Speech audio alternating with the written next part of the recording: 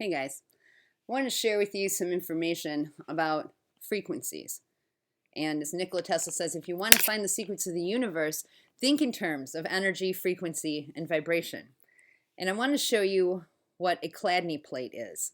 This is a Chladni plate, and all it is, it's a plate of metal, and frequencies are being shot into this to radiate the metal, and there are sand or salt on the plate that will aggregate or condense into different patterns based on the sound that's shot through here. Now, this is just for acoustics, so the only product you're going to get out of this kind of radiation is sound, okay? But our atmosphere is being used as a giant Chladni plate. Now, let me explain this to you. These are chemtrails that are shot into the atmosphere. They're called atmospheric injections. The injections contain a metal and typically some sort of condensation particulate like silver iodine or whatever. But strontium and barium, aluminum are the different metals that are shot by injection into the atmosphere.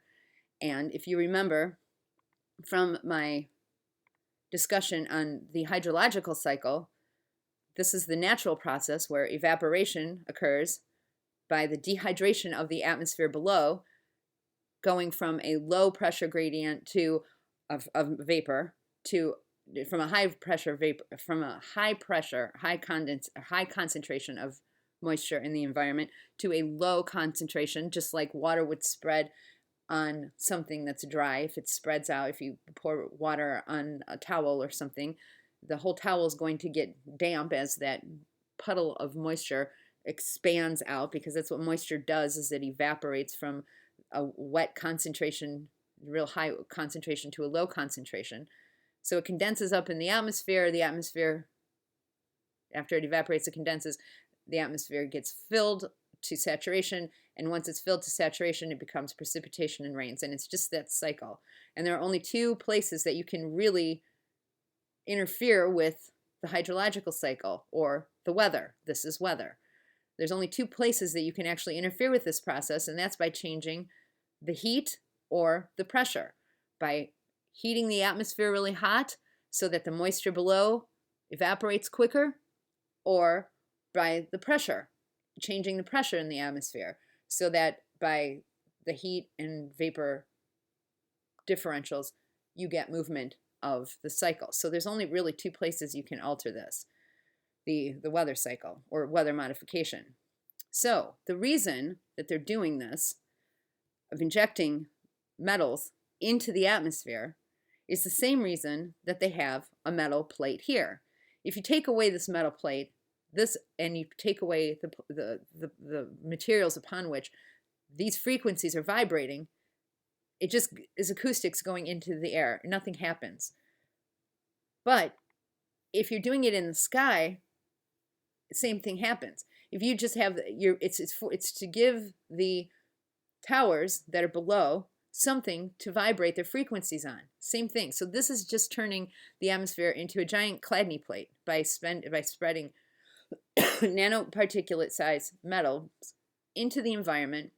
And what we see is the evaporation that naturally occurs in the environment, or unnaturally, depends on what the objective is and how they're doing it. But there's always moisture in the atmosphere, and it's going to condense around these little particulates of metals and the chemicals. And that's what we see. These are literally condensation trails, but not the contrails that people think come from the airplanes. But as the evaporation condenses around the chemicals and the metals of the injection that has just been put into the atmosphere, you have this plate of clouds, if you will, upon which the towers operate. Now, these pictures are sent to me from somebody named Grace, who was kind enough to show me some of what she's investigating in her opening of her eyes as this stuff is becoming obvious to her. And I want to share these pictures with you because there's a common theme in all of them.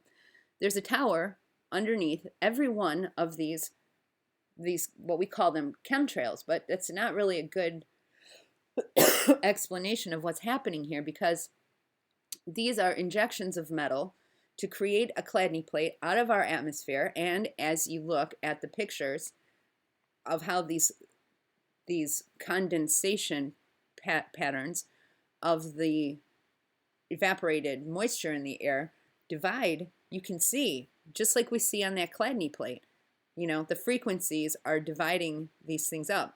Now that's just the visual of it, but the purpose of this is that there's heat. Now suddenly these radiation towers have something to radiate up here instead of just shooting straight radiation beams up into space with no effect.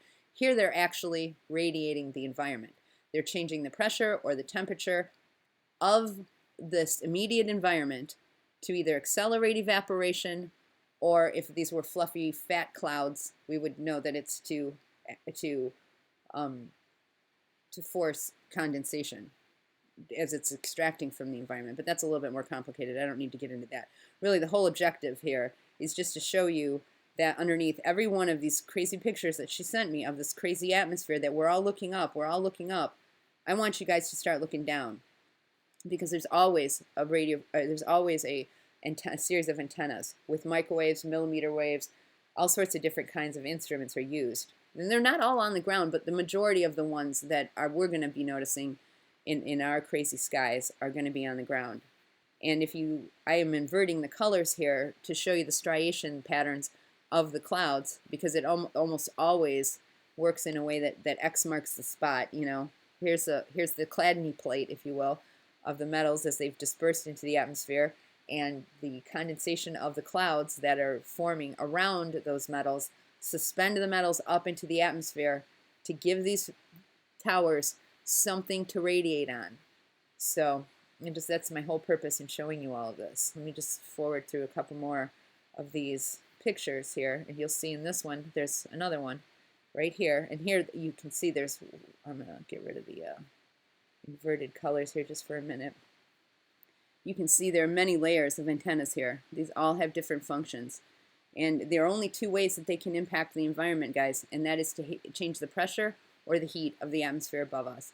And this is what they do it with. This is the substrate upon which these frequencies operate, and they vibrate these little metals so fast, and it gets the heat to either to rise really fast or extract water from the moisture that's on the ground down here.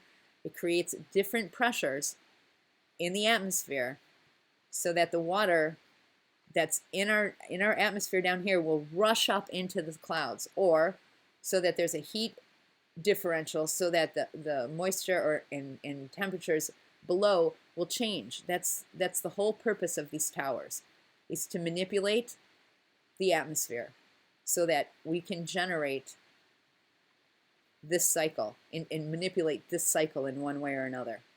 So that's what we're seeing, and that's the consequence, is that X always marks the spot. They just continually lay these injections underneath these towers to create this plate of metal. It's like an invisible plate of metal, because really we can't see the nanoparticulate, but that's what's in these chemtrails, is metals, just like the metal that's on these plates here.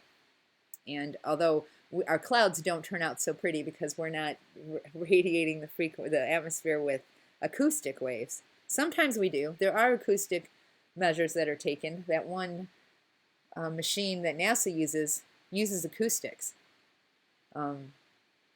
It's just crazy stuff, but really my objective here is just to show you that these injections force condensation around the particulate, and right below there's always a tower underneath that's radiating it. And it's nasty stuff. Thanks, Grace, for sending me these pictures. They really do a good job. There's towers right back here. They really do a good job of demonstrating this. And so what I want to encourage you guys to do is, as you take pictures of these things and look up, also look down, because there are towers invariably. That's the whole purpose of putting these metals and these injections into our clouds, into our sky, I mean, is to have the metals suspended so the towers below have something to operate on. Because without the towers having the metal to work on, this radiation just goes right into space and does no good. It doesn't do any good. It needs to radiate upon those metals to get these plasma you know, these plasma clouds, and I don't know what they all do. I mean, I can't just look at this and say, oh yeah, that's to heat the environment or that's to alter the pressure. I don't know exactly what every single solitary radio you know, electromagnetic frequency is doing. There's hundreds of them, and we're going to be going to 5G soon, which is going to be using millimeter wave. Millimeter wave is just, you guys, that's going to be so bad. I'll get into that another time. But what I want to show you is here is just look at the striations in these clouds. This is just one humongous nanoparticulate metal plate. And these are frequency generators, whether it's microwave frequency, millimeter wave frequency, ELF, that's all electromagnetic frequency that's being pummeled into our environment and operating on metals as the moisture and the humidity aggregates around it. The moisture and the humidity does not need to aggregate around this for these things to work. What has to happen is the metal needs to be launched into the atmosphere. It just so happens that moisture will aggregate around those and suspend those metals for longer. But the clouds themselves are not a big deal. That's just moisture. But what's the problem is how they're forming and the reason they're forming. They're forming this way because there's metal up in the atmosphere that's just been injected. These aren't going to turn into rain clouds. This isn't cloud seeding. This is just kind of a byproduct where the moisture in the atmosphere is just naturally condensating around the metal that's up there. And the entire purpose of shooting the metal is, like I said, and I will repeat 100 times, is to get these antennas to have something to radiate. And you can see the patterns by which these frequencies divide and radiate the sky. And that's really what I wanted to show you. And I thank you, Grace, again for sending me these pictures. That was really awesome of you. Look at this. It's like a plasma thing. And I'm not exactly sure what's happening with this light right here. Usually crepuscular rays are evenly dispersed, so this may be a lens effect, which I don't know much about photography, but I just thought that was kind of curious. See how there's like two, I think it's probably some sort of a lens effect at the angle at which the camera took the picture, but it's still interesting. But here we go. I mean, in every one of these pictures, there's some sort of a electromagnetic frequency tower radiating underneath it. And the fact that we have these things blanketing our entire country from one coast to the other ought to really make you guys sick because, and it does make you sick, even if you don't know how sick it makes you, it really ought to disgust you because they're turning our entire atmosphere, even though it's temporary, into these electromagnetic plates. But they're doing it with nano-sized particulates so we can't see it, but we can see the product of it. And that's the entire purpose of this video. I hope this helps.